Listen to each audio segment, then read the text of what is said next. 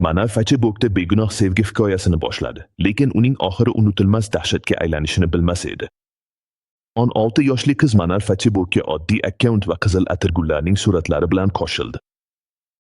Asta-sekin u o'z fotosuratlarini yuklay boshladi va hayratga soladigan izohlar ola boshladi. Yigitlarning xushomadgo'y so'zlari uni o'ziga jalb qildi va xayolga berilib ketdi. Bir kuni Marva ismli bir qiz paydo bo'ldi va unga internetga suratlarni joylashtirishdan ogohlantirdi. Chunki kimdir uning suratlarini ochiq holda tarqatib, uni shantaj qilganini tushuntirdi. Manar hayajonga tushib unga dedi: "Kut, suratlarimni ochiraman." Lekin Marva sirli so'zlar bilan javob berdi: "Endi kech. Xo'sh, qachon uchrashamiz?" Aynan o'sha paytda haqiqat ochildi. Demak, Marva aslida qiz emas, balki uning nomidan foydalangan bir yigit bo'lib chiqdi va uni tuzoqqa tushirishga harakat qilgan. U unga soxta suratlar yuborib tahdid qildi. Shuning uchun u yigit bilan begubor tarzda uchrashdi. U suratlarni ochiradi deb o'yladi. Lekin u bilan uchrashganida hammasidan ayrildi.